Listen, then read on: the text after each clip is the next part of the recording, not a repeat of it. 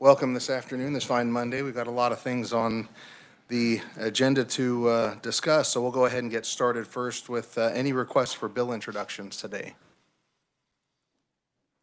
All right, seeing none, we'll go ahead and move right into the hearing on House Bill 2021, and we're going to ask Natalie to give us an overview.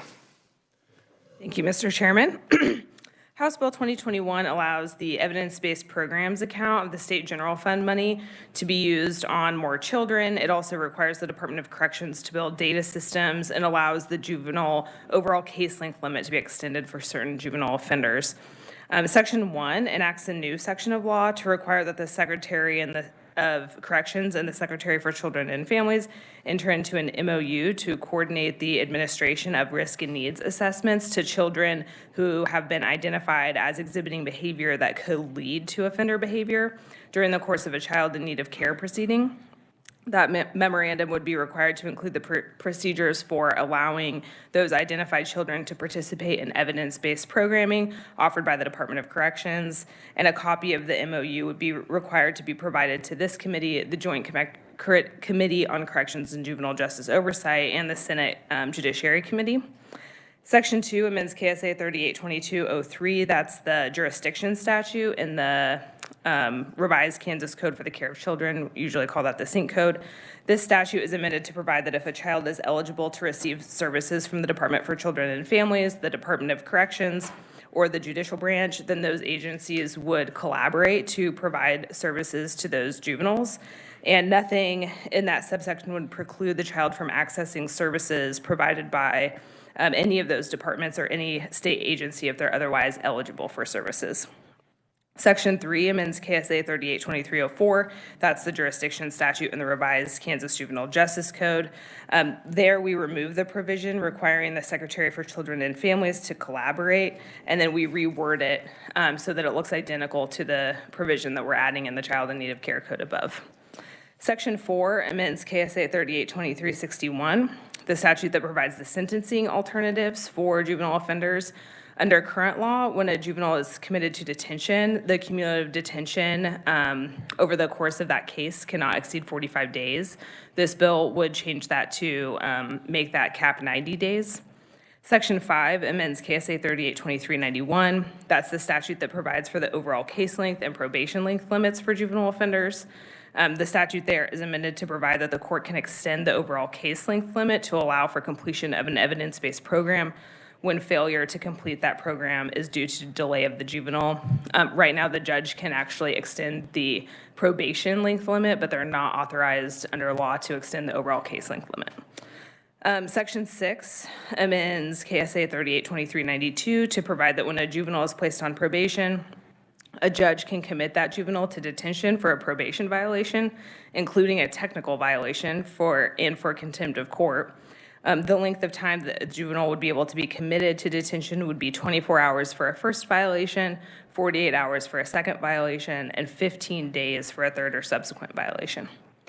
Section 7 amends KSA 7552-162. That's the statute that requires the Department of Corrections and the Kansas Juvenile Justice Oversight Committee to explore methods of exchanging confidential data.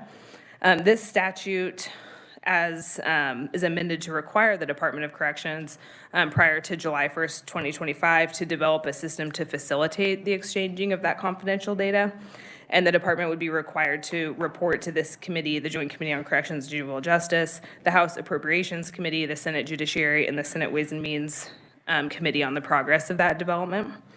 Section 8 amends KSA 7552-164. That's the statute that creates the evidence-based programs account in the state general fund.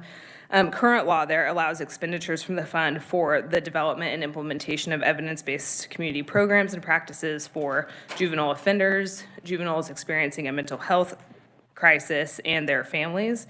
This bill would expand that to include the children who are administered that risk and needs assessment under the new section and identified as having potential offending behavior, even if they're not part of the juvenile justice system yet. These programs are currently able to be administered by community supervision officers, including but not limited to juvenile intake and assessment, court services, community corrections, and juvenile crisis intervention centers. And this bill would expand that list of people to include community mental health centers and any other community-based service provider that offers those evidence-based programs.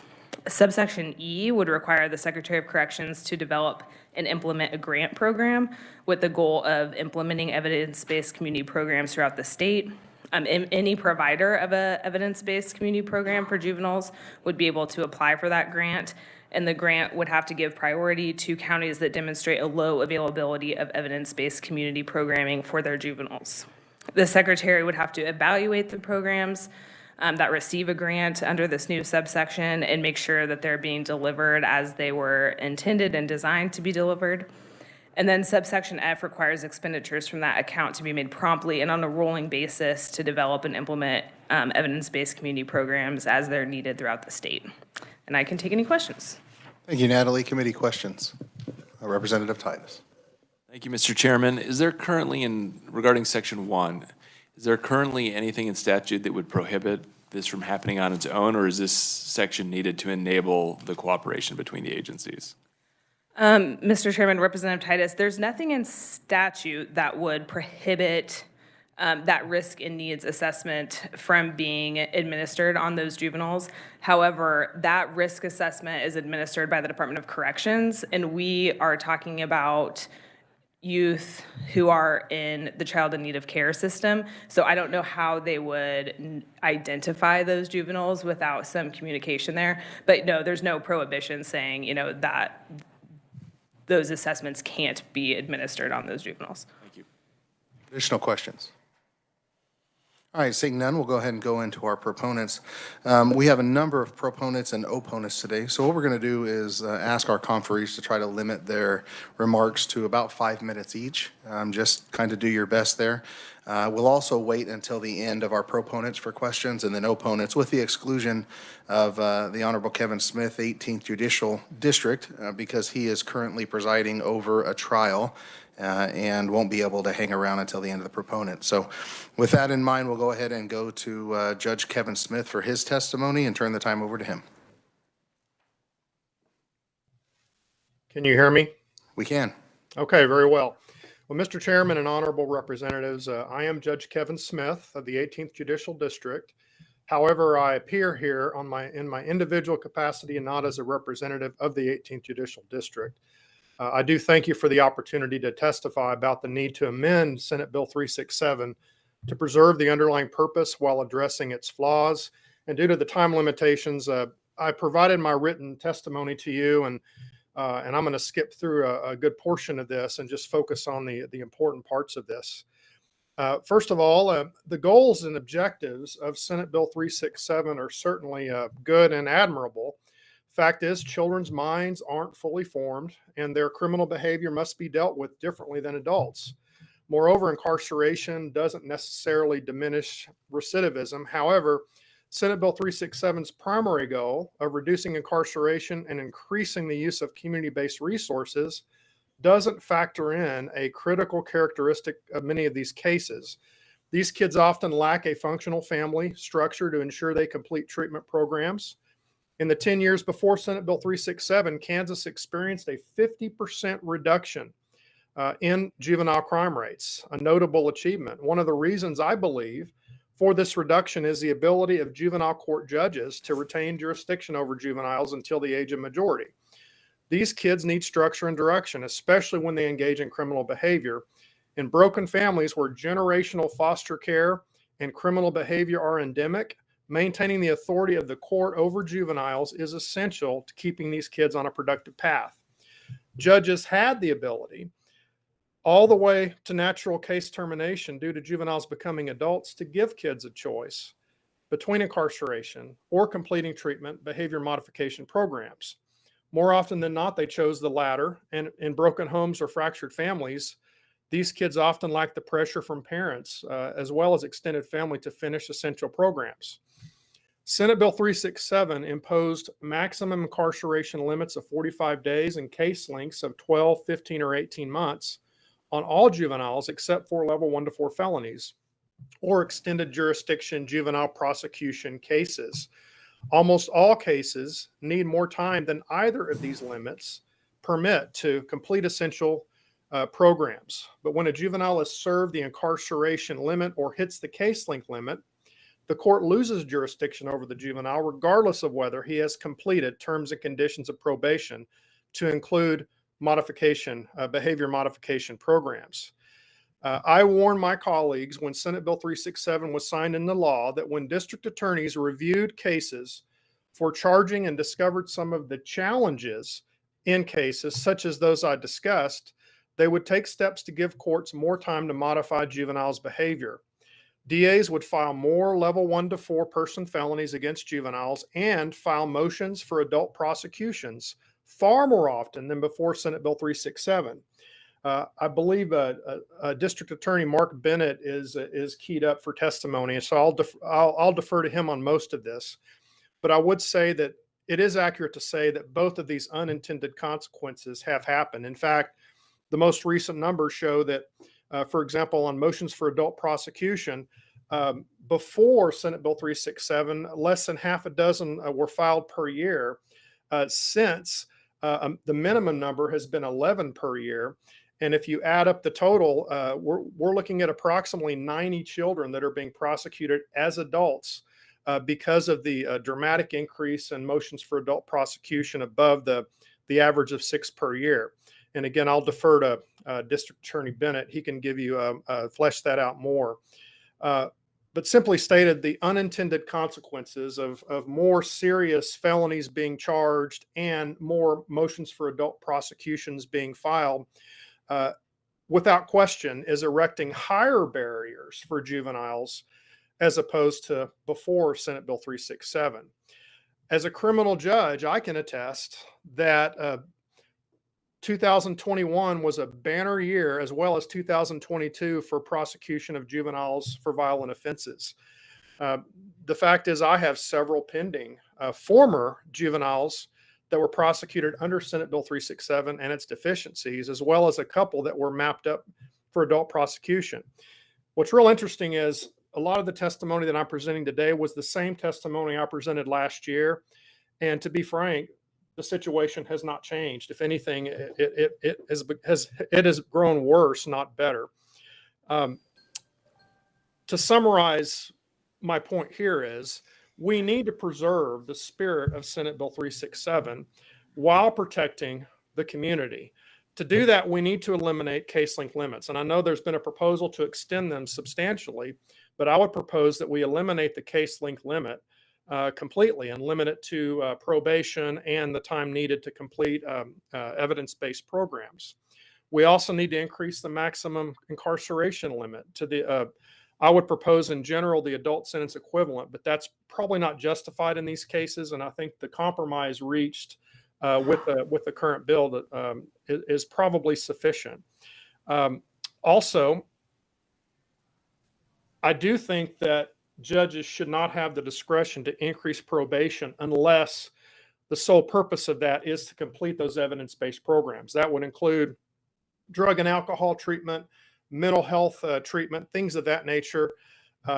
Just giving a judge discretion to increase probation, for example, to pay restitution, it seems to me is not appropriate, especially for juveniles. So I would certainly be in support and encourage you to not allow the increase of probation unless it's for completion of these programs.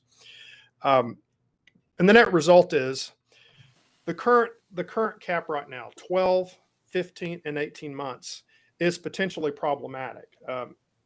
In fact, just so the representatives and the chairman are aware of the inherent flaws of this, adjudication is where the case length limit kicks in. And that means, let's say, for example, they go to trial and they're convicted, or they enter a plea, and as a result of that, they're convicted. The next step is to set the case over for sentencing so the proper evaluations can be done to determine what level of supervision and what level of programs the juvenile needs. That takes anywhere from 30 to 60 days. And as soon as they plea or adjudicated, that kicks into that case length limit. So the net effect is we're not looking at 12, 15, 18 months to complete these programs. We're looking at 10, 13, 16 months. it automatically cuts off 1 to 2 months of that time. So again, that's another reason where those numbers are almost arbitrary, because a lot of it depends on how soon it takes to complete those programs. And I would just say, again, I'm resting on my written testimony that I've already provided. I would just say that, again, we need to preserve Senate Bill 367's purpose, which is to ensure that we address these children at the level that they need to be addressed, to make sure the underlying problems that contribute to their criminal behavior are addressed, and we don't basically push them into a system and systematize them from an early age, which makes it much more difficult later on for them to get out of that cycle. As far as proposed changes, just to wrap up my testimony, I do think that we need to eliminate the 45-day incarceration limit. And my understanding is, under the last year's proposals as well as this year's, that the bill would double that. And I think that is certainly a good idea. And I certainly think that there needs to be a limit to that. Again, juveniles, you don't want to keep them in the system permanently. So increasing that to an unlimited number is not acceptable, or even to the adult prison length, which I had mentioned in my written testimony. I think 90 days would be a good compromise. Also, we need to eliminate, and again, that's not the proposal in the legislation, but the case length limit seems almost arbitrary. The fact is, the judge should be able to extend probation to make sure the essential programs are completed. And the judge should get the ability to increase it all the way up to the age of majority if the youth is not completing those programs. Because the net result is, if these kids don't complete these essential programs, especially if there is a supervision problem in their home environment, they are probably going to be set up to commit more crimes when they graduate into adulthood. I would also, again, part of that is, it seems to me that that courts should have the discretion to retain jurisdiction all the way to the age of majority. I don't believe that that is in the proposed legislation, but that is something that I would urge the committee to consider. Finally, and again, I defer to, I think the bill's compromise numbers are very effective. I do think that judges should have more ability to sanction juveniles for a limited type of intermediate sanctions or jail time within juvenile detention facilities. And again, I believe the legislation does provide for that. It's less than I would propose, but I think that the numbers that the committee has arrived at are certainly will certainly accomplish that objective. So I would be in support of that. And as far as my oral testimony, I was just going to say, it's time to wrap it up. We've gone a little bit over 5 minutes at this point, Judge. I appreciate that. I'm finished. I just appreciate the committee for reconsidering this bill this year, because I think it is essential. And that is all I have to say at this point. Are there any questions? Yeah, any questions for Judge Smith before we let him get back to trial? All right, don't see any, Judge. Thank you for your time. Thank you. Thank you. All right, I don't see Ms. Marsh here yet, who's next on our agenda. I know she had to testify in another committee, so we'll skip her for now, and we'll ask Jim Howe, Vice Chair, Sedgwick County Commission, to come up to the podium. Welcome to the committee, Jim. Chairman Owens, members of the committee, thank you for having this hearing today. This is, I think, one of the most important pieces of legislation that I've touched and seen for a while, and I just, my heart goes out to the kids that need help, and the system right now is a little bit short from helping 100% of these kids. Let me just reflect. I was a state legislator here, like you all here today, back in 2011 through 2014. And at that time, we tried to stabilize the YRC2 criminogenic juvenile offender homes in the state. I actually worked with Russ Jennings on a piece of legislation, and unfortunately, we were not able to get something passed that year.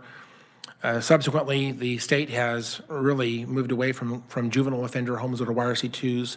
We still have them we still have them for children in need of care homes, but the juvenile offender homes, for the most part, have been closed down.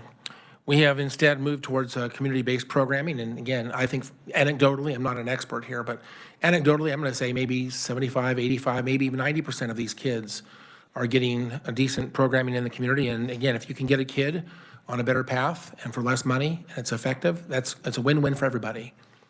But there's a few kids out there that don't respond to that, and that's really why I'm here today. Russ Jennings did work with Blaine Finch and Greg Smith, Senator Greg Smith, and they passed Senate Bill 367 back in 2016, and they wanted to see this bill work for a while. In fact, they released it for 5 years. Well, it's been 6 years. And so we look back and say, how's it going? Well, again, let me just say, I think it's actually working very well for the most part. I don't want to degrade the legacy of Russ Jennings or those other folks that worked on that bill. I think it was an excellent bill overall. But there's just a few things that are short. One of the, again, let me just stress here a couple things. I am testifying today on behalf of the Sedgwick County Commission. This is on our legislative agenda this year. They've asked me to come testify on behalf of the commission. Why is this a county issue? Because we have got a lot of kids in trouble. And one of the things I've learned by talking to people like Judge Smith is when we look at the conviction records of these young people, it looks like crime's going down, but what's really going on? The crimes are being committed, but the charges are being dropped by district attorneys. Prosecutors are not able to get convictions, and these cases are being closed. The theory is these kids are getting the help they need, but many of them are not. And that's the problem. If these kids continue in this process without consequences, it gets worse and worse and worse until they turn 18. And where do they end up? They drop out of school and usually end up in a penitentiary. Now, some of that's anecdotal, but I can tell you that we do have a lot of crime happening in Sedgwick County. And as Judge Smith said, we're using a lot of the motions for adult prosecution to deal with these kids because the juvenile system, frankly, has no consequences. Three other points. One point is the state tried to save money doing this more efficiently. And again, I think they've racked up, I don't know the total number today, but about $60 million is now reserved for programming that's not been spent for these kids. One thing that's actually missing, it's on the end of my third page of testimony. One thing that's actually missing is we don't really have a place for juvenile offenders that don't fit. If they can't stay home and they've not been convicted of a crime, where do you put these kids? Well, most of the time today, they're put in foster care. And foster care, the consequence of that is we have foster placements.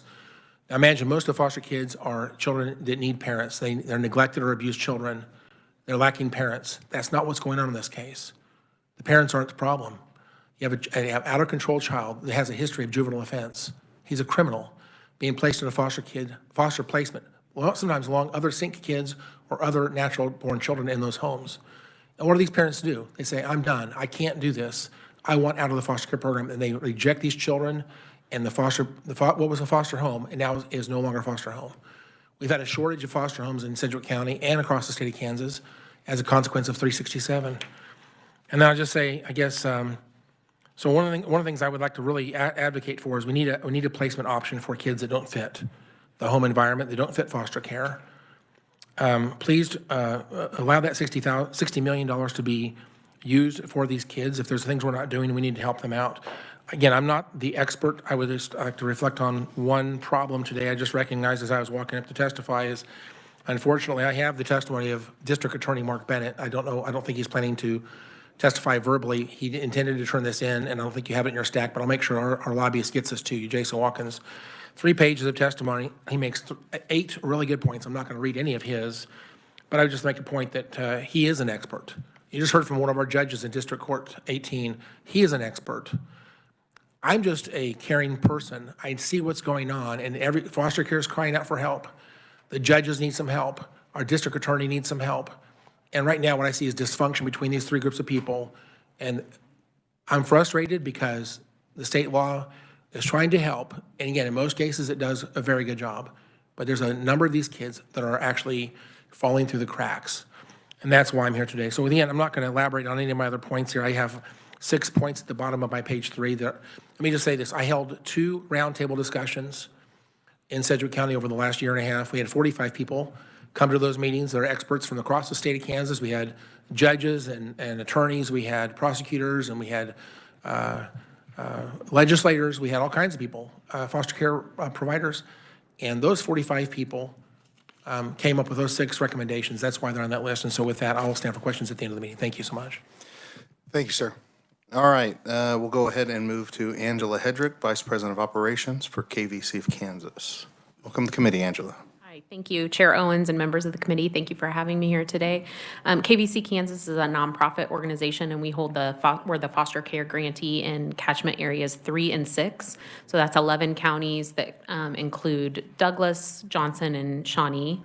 And then we're also a child placing agency, and we sponsor a little over 25% of the foster homes in the state.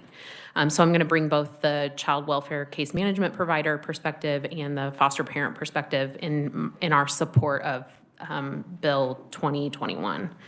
As we've talked about today, Senate Bill 367 was intended to shift juveniles from detention to treatment, but what we failed to do in preparation for that was to shift the resources to treatment and child welfare.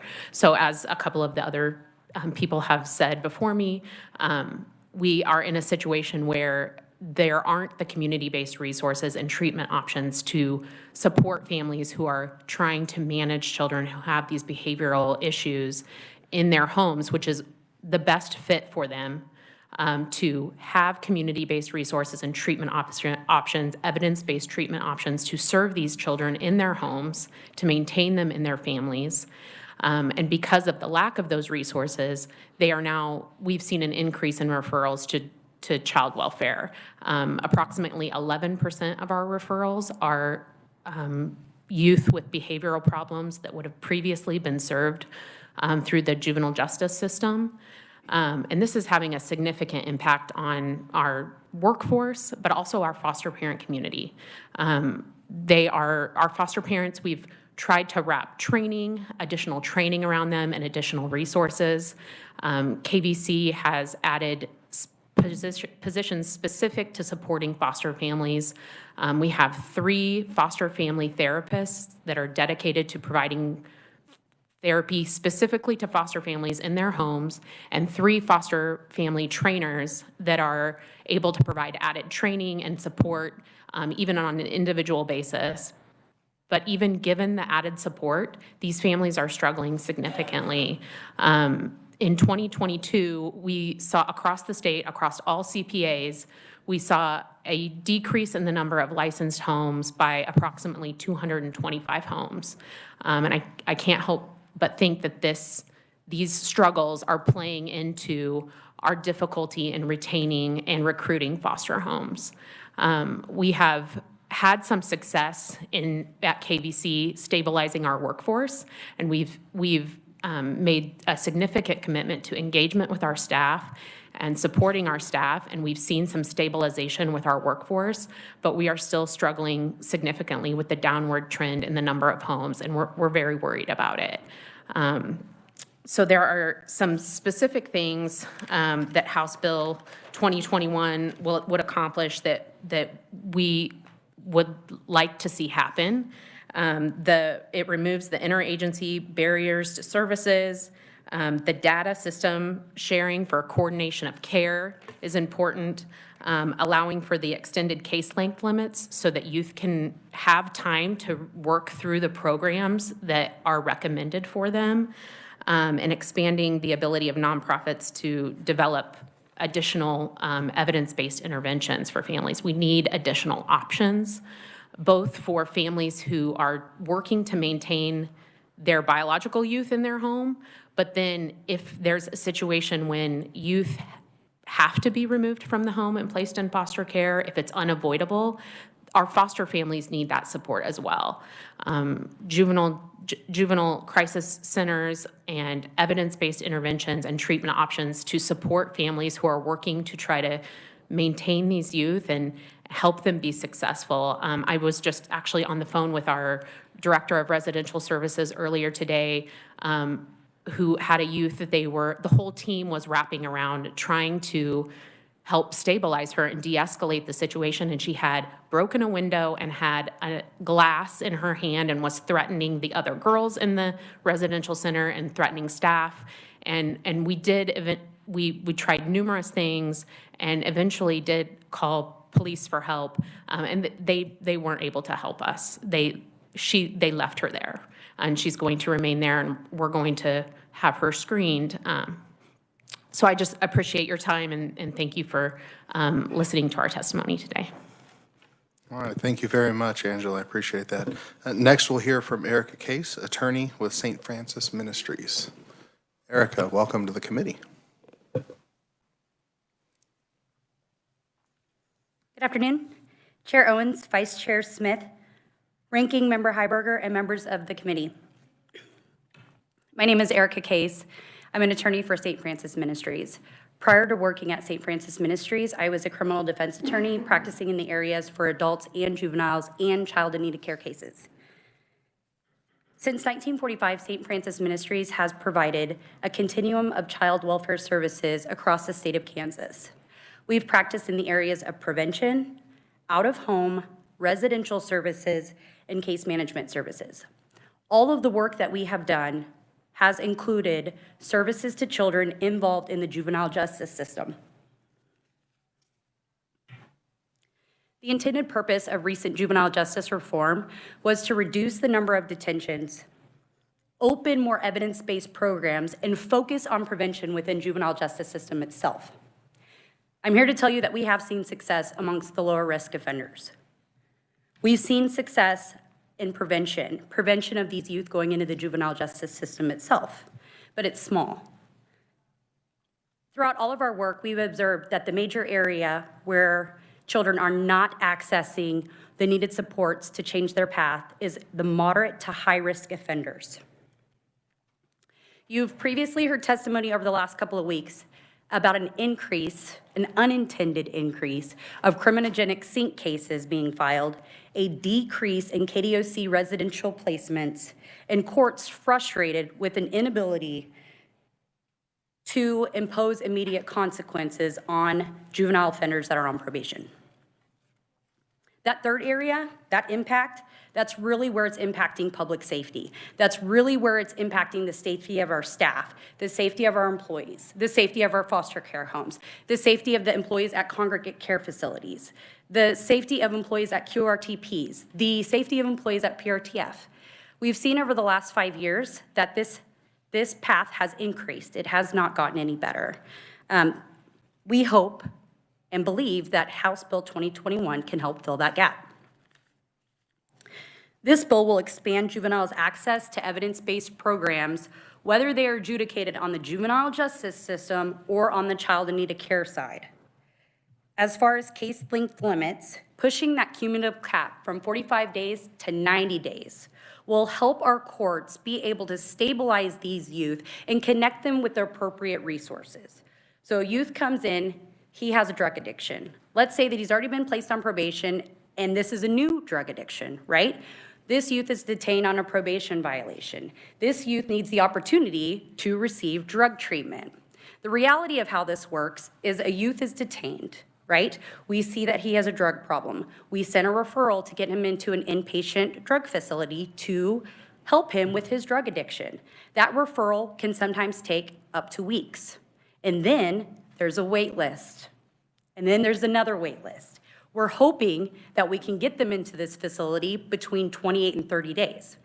When a youth is detained on a probation violation, he can only be incarcerated for consecutively 28 days, right? So the case limit is 45, but at one time on that initial probation violation, he can be detained for 28 days. So that means we have 28 days to identify a problem, a drug addiction problem, get them into an inpatient facility, which I believe we only have a couple in the state, right? So it's an impossibility to ever get them that drug treatment sometimes. With that 45-day cap, even being detained, we can't get them to that resource. So let's flip to the probation side where we have case limits of how long we can have these guys on probation. Well, if they do not want to participate in drug treatment, they do not have to participate in drug treatment. We often are seeing youth wanting to do the 45-day sanction than do any of our programs, whether that be drug treatment, mental health treatment, sexual offender treatment, or simply remaining in foster care, which leads to absconding issues and usually leads to more charges. Our courts are frustrated with an inability to impose an immediate consequence. We believe that House Bill 22 and the technical violations that are proposed may assist. That may be a solution. Practically, Technical violations are, sometimes we will have an offender that has a drug problem. He's caught smoking weed and he's not able to get the treatment. Sorry, I see I have 10 seconds. The technical violations, you can have a kid that is smoking weed, right? And he needs drug treatment, but you can't get it on a technical violation, so he's not before the court for months. And we're never able to actually get that deterrent, get him the resources that we need. So we believe that there are significant benefits in House Bill 2021, and I am happy to stand for questions. Thank you very much, Erica. Thank you. All right, we'll now be pleased to hear from Kevin Waring with the Kansas Association of Court Services Officers, who will be joining us on WebEx. Good afternoon, Chairman Owens and committee members. I appreciate the opportunity to provide testimony today. My name's Kevin Waring. I am the Chief Court Services Officer in the 10th Judicial District. As noted, though, I'm here today in my role as the Kansas Association of Court Services Officers Legislative Chair. Our association is supportive of House Bill 2021. As noted in our written testimony, we believe that this legislation will benefit families and youth that our court services officers work with across the state. Our court services officers in Kansas work with both child in need of care and juvenile offender cases, which may vary by judicial district. We believe this bill would broaden the ability for youth and families to receive support in the community.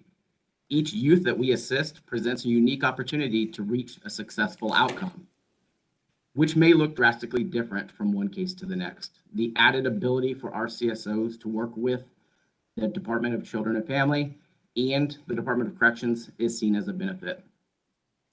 Additionally, the ability for the court to utilize an extension of the case length limit and juvenile detention days would be a valuable resource. As noted earlier, the success of a youth on supervision is our ultimate goal of our court services officers. The path to that success may take longer for some youth and might need the aid of an additional graduated sanction in the form of detention. The court having the ability to utilize those options when appropriate is seen as a benefit during the management of case supervision. Our additional comments are in the written testimony. Again, we are thankful for the opportunity. Happy to stand for questions from the chairman or the committee if you have any. Thank you. Thank you very much, Kevin. All right, we'll now be pleased to hear from Marissa Woodmancy, Director of 20th Judicial District Juvenile Services and Kansas Community Corrections Association. Marissa, thank you for joining us. Thank you. Good afternoon, Chairman Owens, members of the committee. My name is Marissa Woodmancy, and I am the Director of the 20th Judicial District Juvenile Services. As well, I'm also speaking on behalf of the Kansas Community Corrections Association. Community corrections agencies are 31 statutorily mandated programs in each part of our state. We are governed by our county commissioners. We are also governed by our local community advisory boards for both adult and juvenile offenders. We provide a cost-effective community-based supervision of moderate to high-risk youth and adults in the community as an alternative to incarceration. Today, we are testifying in support of House Bill 2021 because we believe the bill fosters greater communication between state agencies to better coordinate, determine, and fund the programs, services, and sanctions for juvenile offenders and children in need of care. The bill should also maximize resources and services through the Evidence-Based Practices Fund. Additional providers and families of juvenile offenders will also become eligible to access those needed treatment dollars. Specific points to note in House Bill 2021, we favor the opportunity to use short-term detention when necessary, including those technical violations. We also support the courts having the ability to extend overall case length limits as needed due to the non-compliance of the youth. This strengthens the court's ability to ensure compliance with programs and interventions aimed at the behavioral change. We support House Bill 2021 and encourage you to advance it. I'm happy to take questions at the appropriate time. Thank you, Marissa. All right, committee, we're going to go ahead and circle back to Rachel Marsh, who joined us. She's the CEO of Children's Alliance of Kansas. Welcome to the committee, Rachel. Good afternoon, Chairman Owens, Vice Chair Smith, Ranking Member Heiberger, and members of the committee. Yes, my name is Rachel Marsh. I'm CEO of the Children's Alliance. I spoke briefly with you before.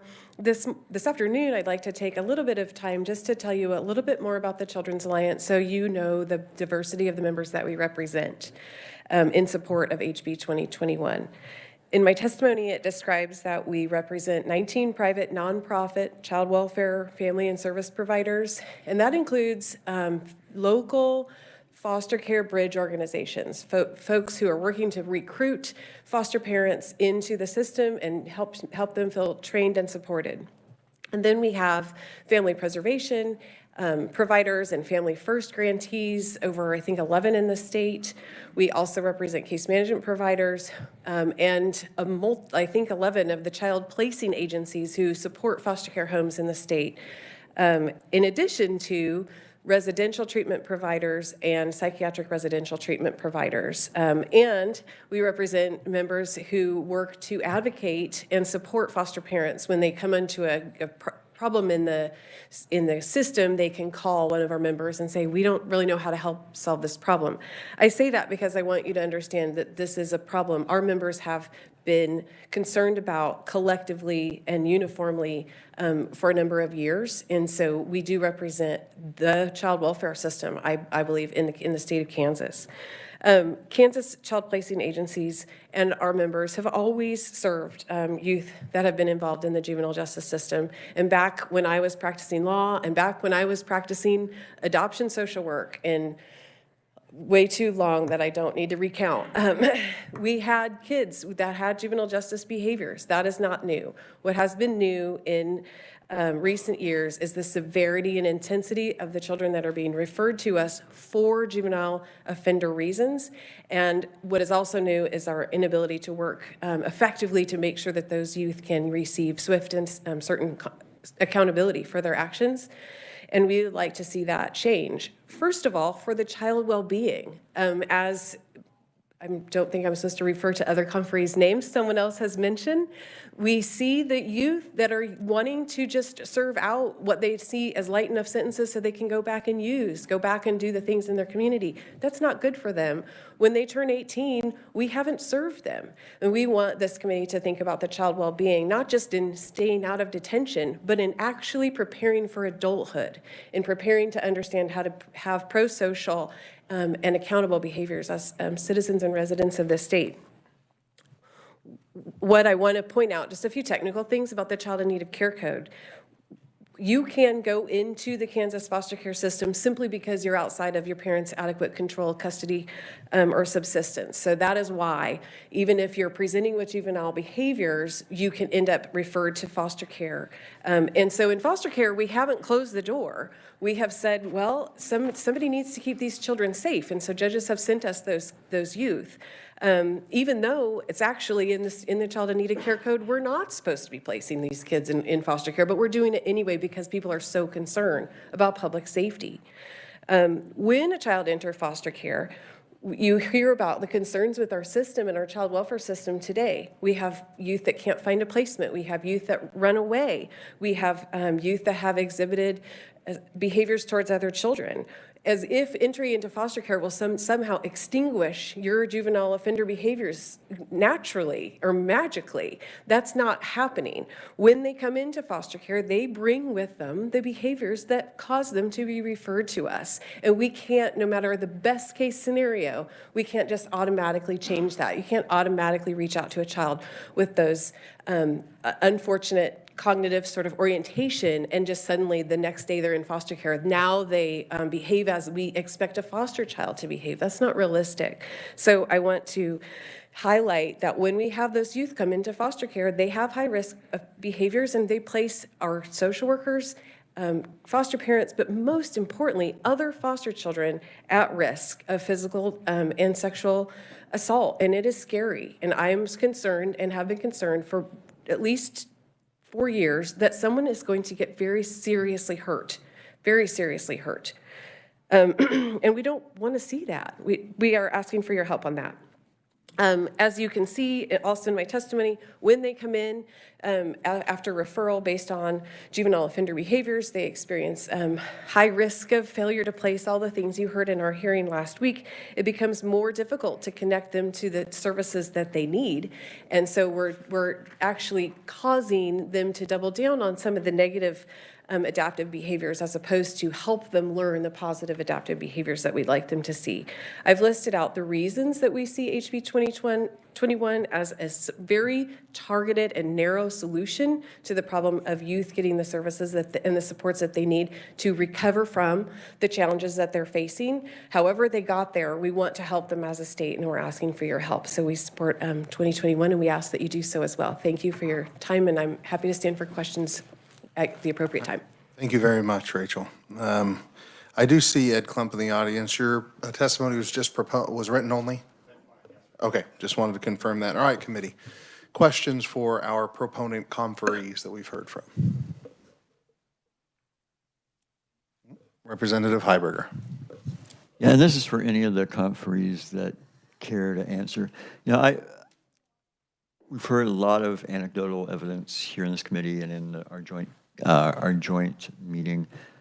It sounds like something's going on, but you know, when we passed SB 367, the data was really clear that time in detention led to worse outcomes for youth in detention in general. So what I haven't seen, you know, I don't want to just say that there's not a problem. I don't want to dismiss any of the testimony we've heard, but I just haven't seen any data connecting what SB 367 has done to what's happening now. And if you could show that to me, I'd really appreciate it.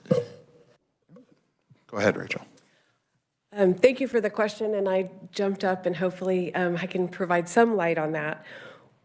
We need to recognize that SB 367 did not anticipate the impact of youth entering foster care as a data point to collect. So there is no pre-existing data on what was going on before 367 was passed.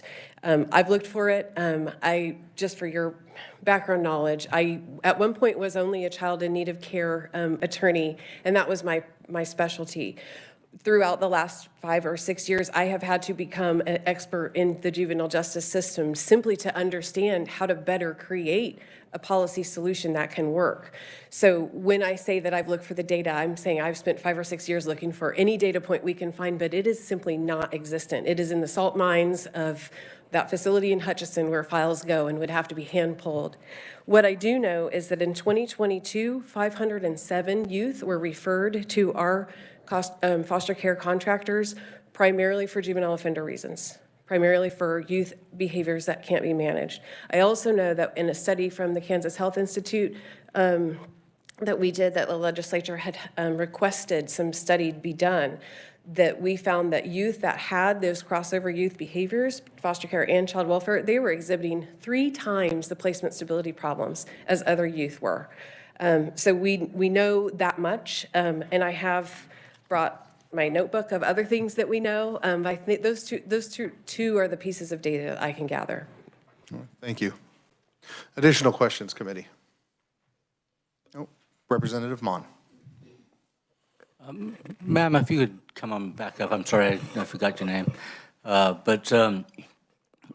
Can you shed some light on how this has affected the number of families who are willing to take foster care children? I can tell you that under the current circumstances, I would be very leery of accepting foster kids into my house.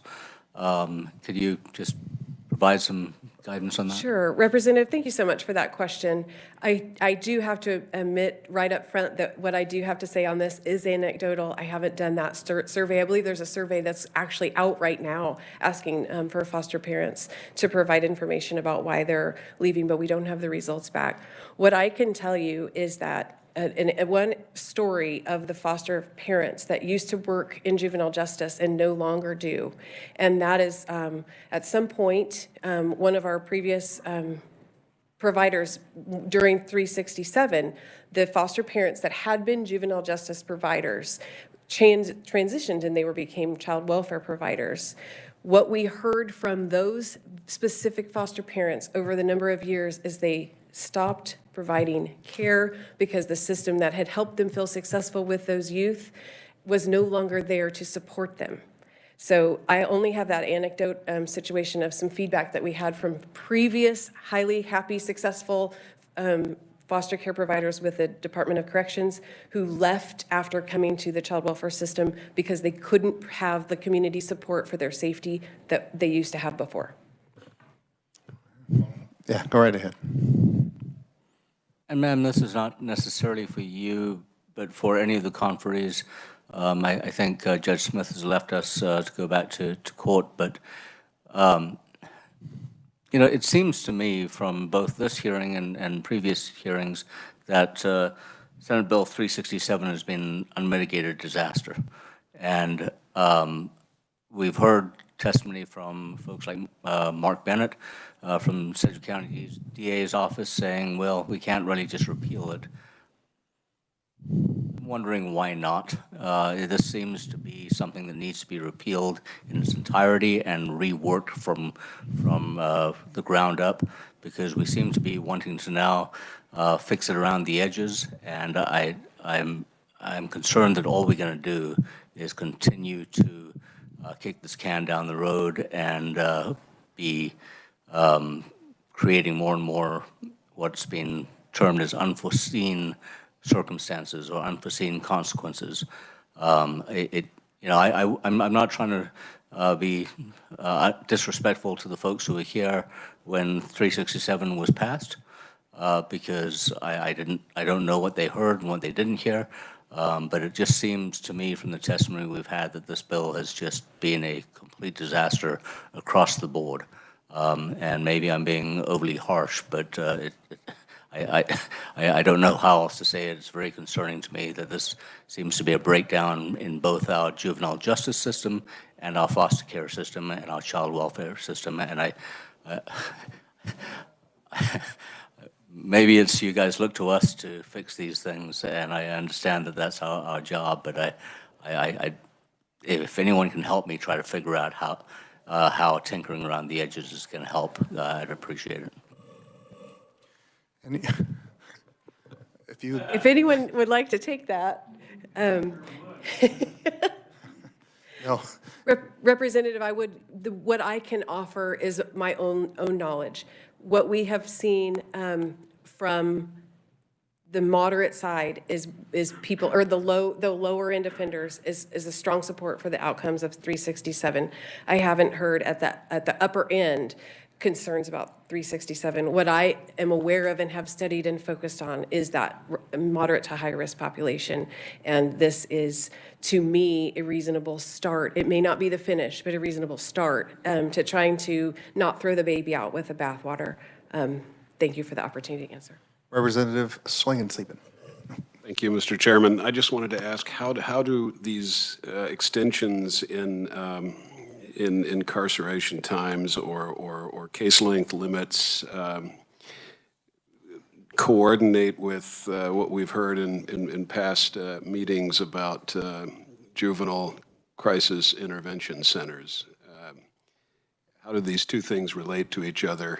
I'm assuming the juvenile crisis intervention centers are places where treatment for the juveniles that we're talking about can be obtained. Could you say a little more about that, please? Thank you. Sure. If I have to transition real quickly to the Juvenile Crisis Intervention Center bill. I believe there is a time limit on the number of days that you can be placed in a Juvenile Crisis Intervention Center. I also know that we don't have any currently in the state.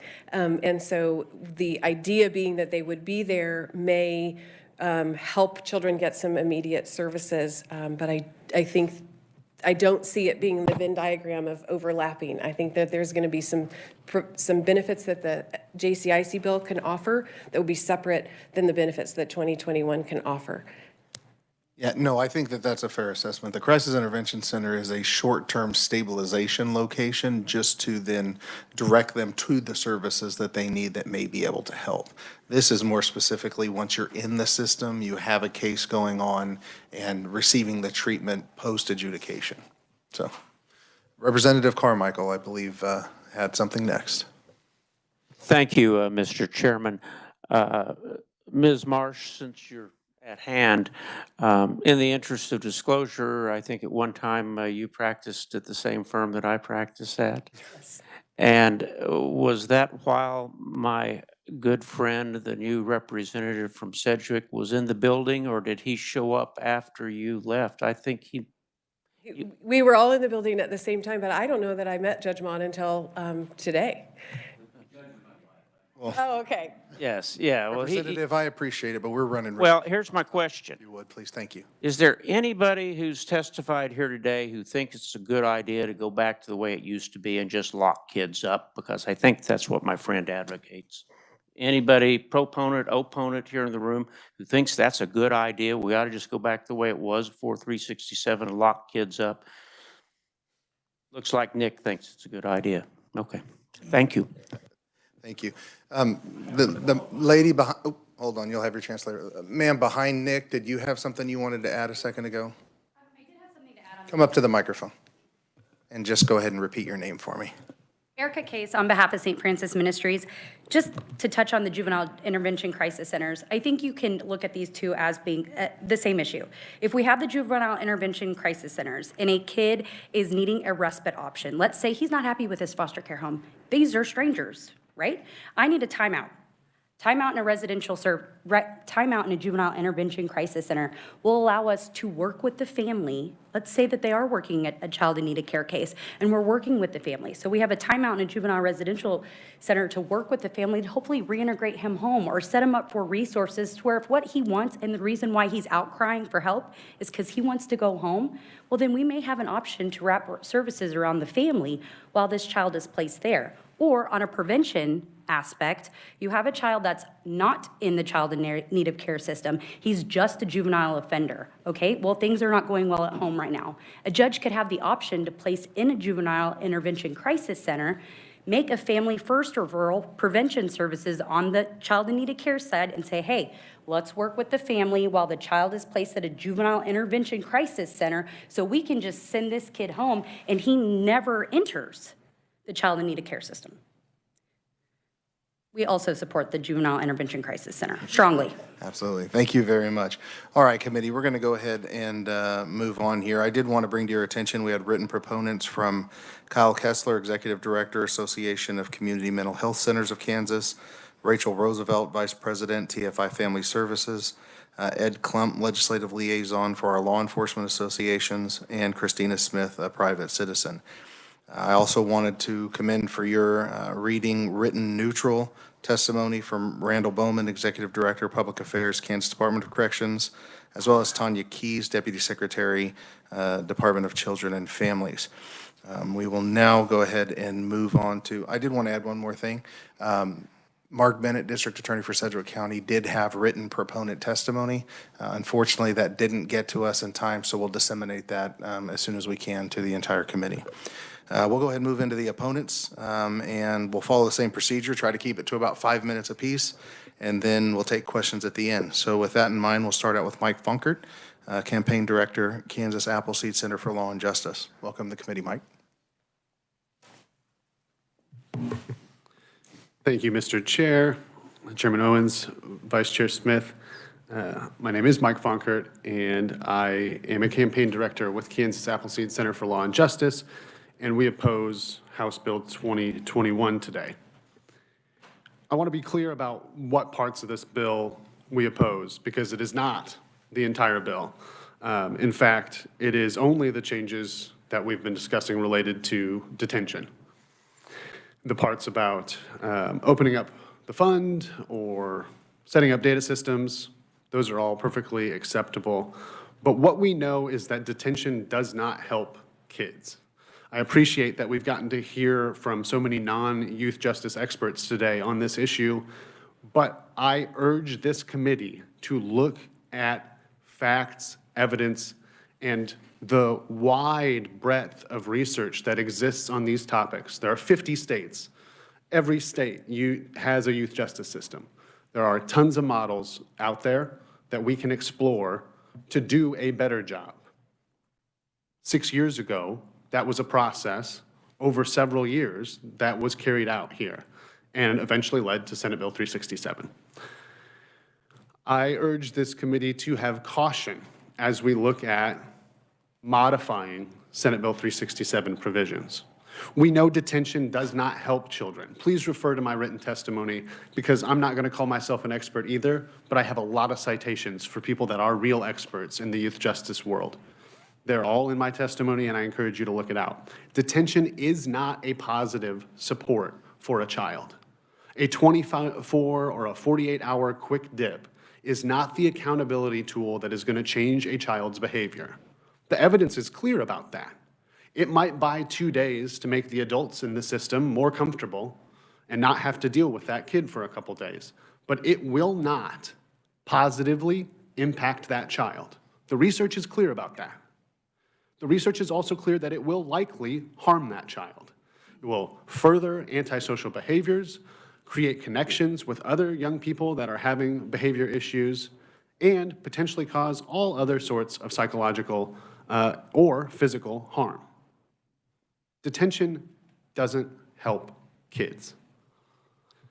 I've walked through each of these detention-related changes in the bill in my testimony, and I encourage you to look closely at the testimony and, again, the citations for the journals, the peer-reviewed articles, and the research that informs Kansas Appleseed's policy positions.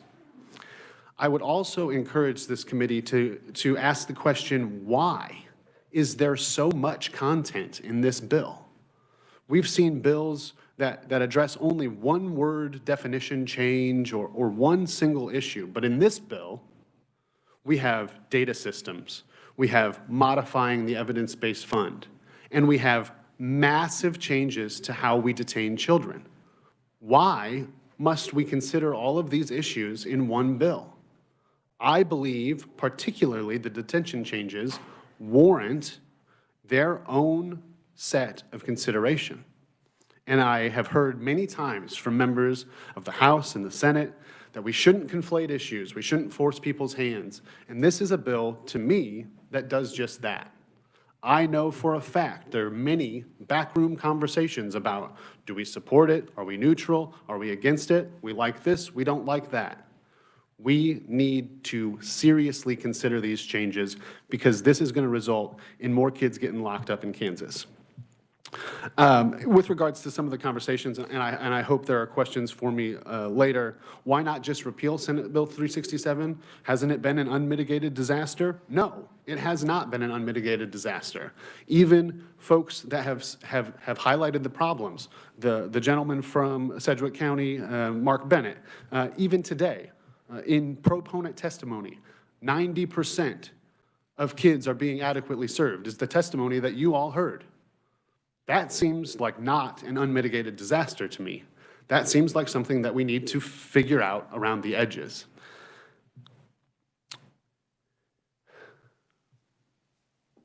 There are many stories and anecdotes that you hear. We need to look at these anecdotes more clearly and ask the facts.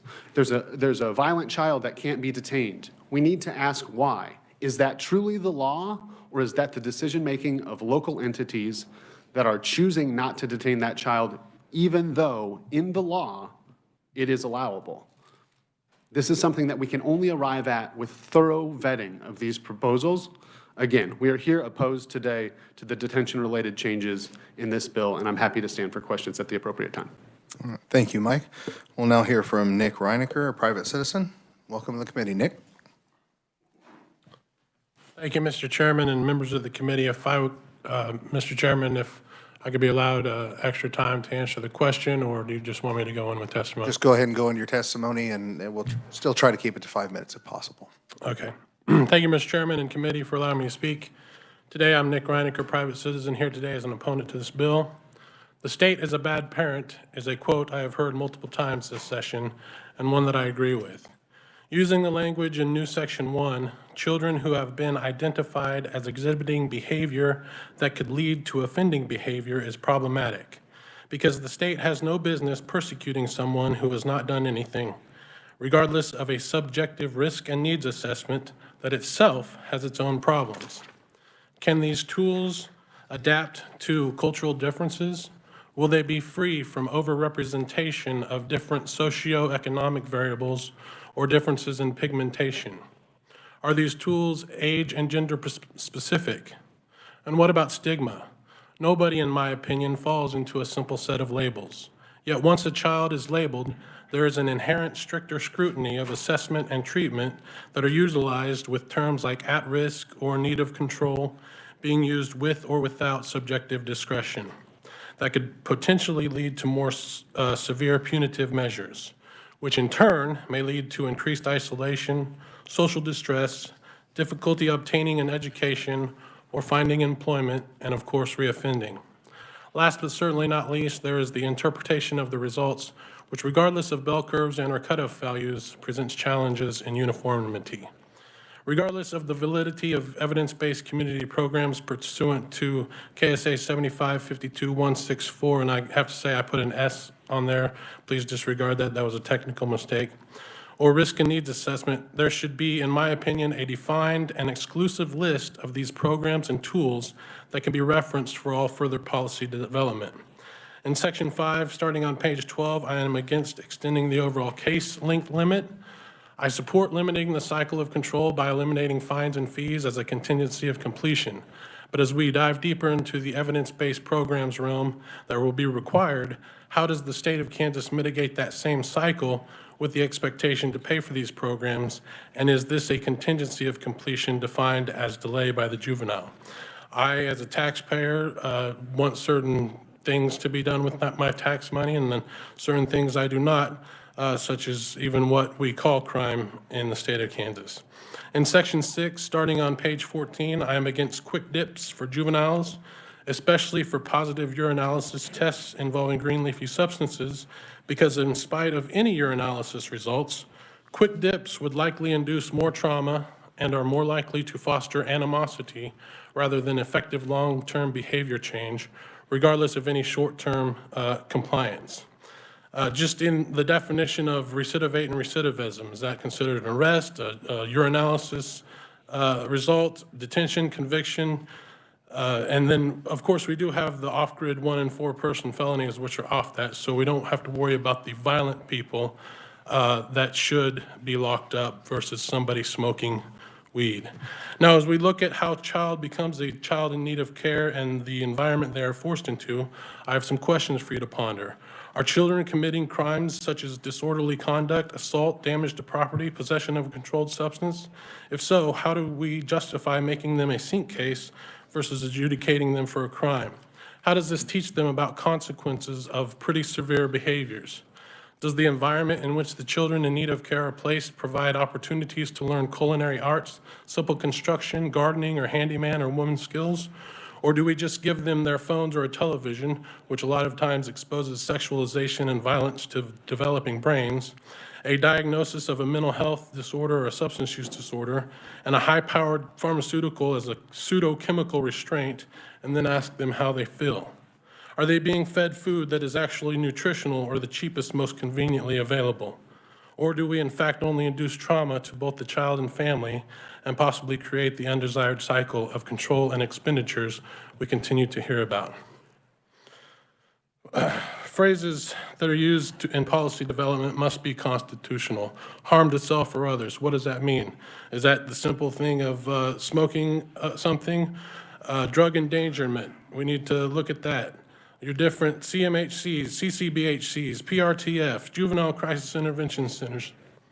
Finally, I assume that everyone in this room desires to do right for the children and families who would be affected by this proposed legislation.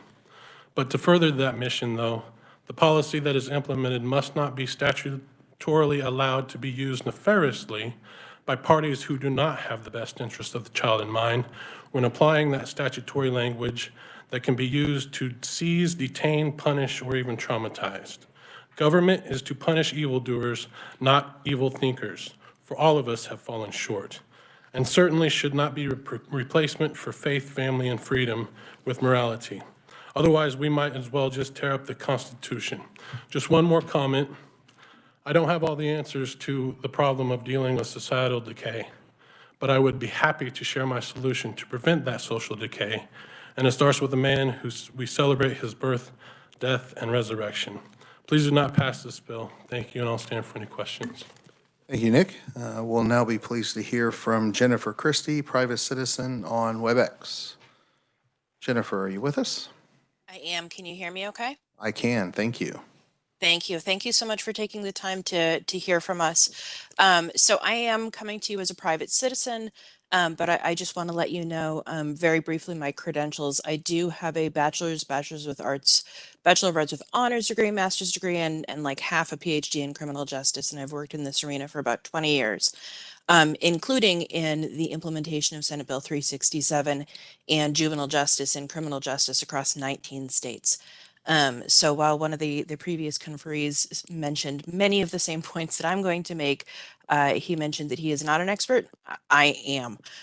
Not to be, not to toot my own horn, but I do know what I'm talking about in this realm.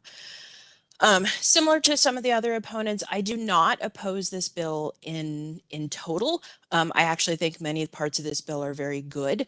There are exactly 3 parts that I oppose. Section 4G4, Section 5H, and Section 6B4. The previous 2 sections, 4 and 5, lengthen the amount of time that a youth can spend in detention. I will speak momentarily about why that's a bad idea. And that bothers me, but honestly, the section that bothers me the most is Section 6B, in which youth can be detained due to probation violations, including technical violations and contempt of court. So as I said, I've worked across many states and in many jurisdictions with regards to juvenile probation in the juvenile justice system. And there is a term that is used across the country that is, to say it professionally, peeving off an adult. And when this occurs, the individual is put in contempt of court, is detained, something occurs to make the adult feel better, but actually does not help the youth. And regardless of the intentions of this, that will be the outcome. More individuals will be detained, more individuals will be placed in a situation that they do not need to be in, and that will make things worse. So, let me tell you about why incarceration and detention is a bad idea. And you will see all these statistics in my report here. Victimization, nearly 40% of incarcerated youth experience physical or sexual victimization while detained. Up to 11% more likely to drop out of school if you have been detained. Experience substance use dependence. Youth who have been incarcerated are more than 2 times as likely to meet the criteria for alcohol abuse and dependence. Youth who have been incarcerated are more than 2 times as likely to receive public assistance. 24% of those detained in Oregon as youth were found to have suicidal ideations over a 7-day period, only 7 days. And 34% of the youth were suffering from a current significant clinical level of depression. And recidivism, study after study after study after study, shows that the earlier someone is involved in the criminal justice system, the more likely they are to continue as time goes on. So detaining someone causes trauma, it causes psychological damage, it causes mental health damage, and it does not improve situations. So given that large amount of research, and you will see that there's a whole host of citations there as well, I strongly encourage you to adapt this bill before considering passing it. I am not against this bill in its totality. There are, as I mentioned before, many great aspects. I am all for opening up that evidence-based practices fund to prevention and to other systems so that it can be used appropriately and with fidelity. But please, please, please do not detain Kansas youth more than is needed. Thank you for the time, and I will stand for questions when time is available. Very good. Thank you very much, Jennifer. We'll now be pleased to hear from Thomas Foster, a private citizen on WebEx as well. Mr. Foster, welcome to the committee. Hello, can you hear me? We certainly can. Thomas Foster. All right, thank you. I'm a retired judge, Johnson County District Judge. I welcome this opportunity to speak to the committee, Mr. Chair and members of the committee. I was on the Kansas Juvenile Justice Review Committee that led to the recommendations in Senate Bill 367. I'm going to jump on the wagon with Ms. Christie. I have the same concerns about the opposition to Senate Bill Section 4G, changing 45 days to 90 days, and adding 1 day, 2 day, and 15-day sanctions for first, second, and third violations, even including technical violations, especially the technical violations. And I want to try to answer a comment made by one of the members of the committee. Should we just get rid of Senate Bill 367? I would say that, in my opinion, the two key things that 367 did was close group homes, the YRC2s across the state. They didn't work. They were warehousing kids. They were 30% of the kids were AWOL at any one time. So of the kids we sent there, third ran away and were couch surfing and who knows where, usually in communities that they weren't from. So they got shipped off to a different county in the state, ran away and started couch surfing. Weren't getting any services. 6 different placements for the average child. So they would get rotated. They get kicked out of one and go back to detention, then go to the next one and get kicked out of it. The experts that we brought in convinced us that the YRC2s lead to higher recidivism rates. And I think these are the kids that you're really talking about today, the ones that, and Ms. Christie used the POA. I was going to try to stay away from she said peeing off adults, but I first heard that 10 or 12 years ago from a Hawaii court administrator saying, we studied our systems and these were kids that in our detention they just really pissed people off. They didn't really do anything serious. But if you start putting kids in detention for technical violations, especially when I think there'd be an inherent conflict within the statute of saying, we have this committee, we have this group that established these technical, this sanction grid, escalating sanctions. And here's what we do if a low offender violates a technical violation, here's the sanction. Okay, this happens, here's the sanction.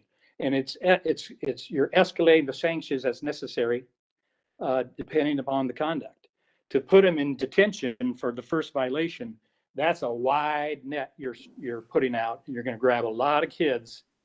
90% of kids that the prosecutor says they have no problems with, they're going to get dragged into this net for 1, 2, and 15-day violations. And even for the serious kids, it seems like limiting the 15 days is I don't know if they want that either. Aren't they saying they want up to 90 days for some kids? But in the statute here, the proposal is, well, for third violation, no more than 15 days. It is traumatic for a kid to go back to detention, to get searched, a bodily search. Some detention centers put them into isolation for the first 24 hours, a certain number of hours. So they just get stuck in a cell, isolated. As Ms. Christie and others mentioned, juvenile incarceration leads to lower graduation rates, higher adult recidivism or adult incarceration rates. In Johnson County, we did a study we took every kid we had in detention one day, it was about 5 years ago, to try to dig down and say, why is this kid in detention? What's their issue? 95% of them had mental health issues. So I think that, closing the YRC2s that don't work, they lead to higher recidivism rates, made total sense. That's where we got the money to try to fund the local programs. The problem we had was in funding the local, identifying what programs we needed, and funding them and getting them in place. Very clumsy at that. And we can still do better. So, and to put kids in detention, if we're going to put them in detention, to be for the right reason, for the right length of time, for the right amount of time, the right bed, the right reason, the amount of time, but also the right time. So you want to be able to do it as soon to the behavior as you can, so they understand, okay, this is the punishment for this behavior. Because if you have to wait a month or 2 months or 3 months, they've forgotten what they did and has less impact. I think our prosecutors could do better and our judges could do better at addressing violations quicker, especially non-technical violations. The technical violations, if I had a kid that made it through probation without a non-technical violation, committing another crime, doing something serious that's not a technical violation, I consider that a success. I love those kids. They committed no new crime while they're on probation. Well, did they have technical violations? Did they skip school one day? Were they late for school? Did they forget to make a payment? Did they miss a meeting? Technical violations. I don't want those kids spending a day in jail that cost probably $500 a day for incarceration here in the Johnson County Detention Center.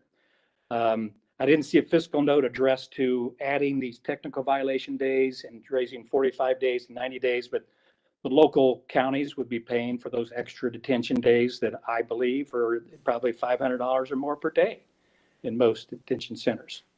And we don't want to put them in detention centers when maybe somebody should be in a detox center or a crisis intervention center or a mental health center. So many times we had a kid who we had a mental evaluation that says they need imminent inpatient treatment. Oh, sorry, judge, we don't have a bed for 6 months. Drug and alcohol programs. Sorry, judge, there's a 20-day waiting period for that. They aren't designed to be. Judge Foster, we're starting to lose you a little bit. If I could ask you to go ahead and wrap it up so we can get to some questions, I would appreciate that. Or maybe we lost him altogether.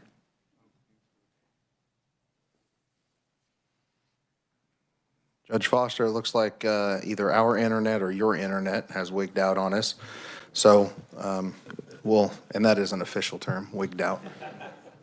Committee, we'll go ahead and go to some questions. Questions for our opponents. Representative Martinez.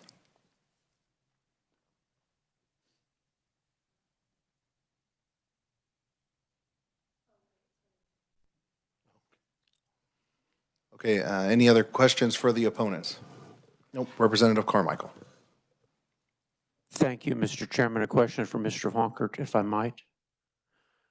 As you're approaching the podium, I will tell you, I think I agree with you. I think maybe we're trying to accomplish too many things in one bill, and the dissent regarding detention may impede progress on many of the good ideas in the bill.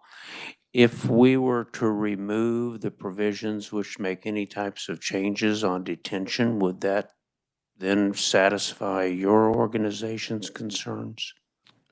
Thank you, Mr. Representative, Mr. Chair, Mike Fonkert, Kansas Appleseed.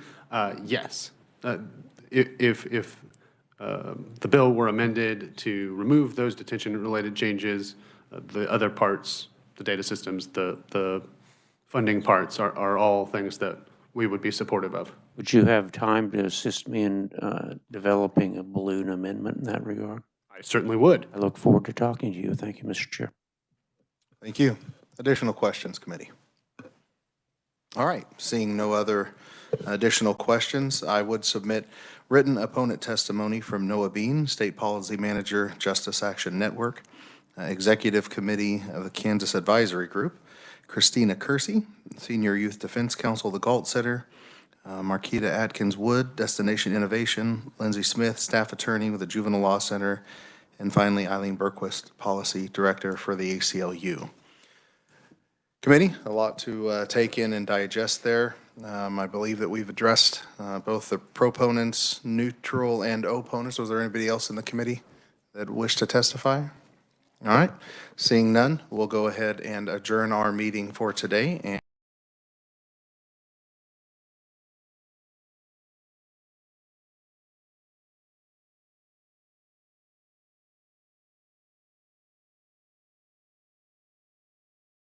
we'll unadjourn. Is that an official thing to do?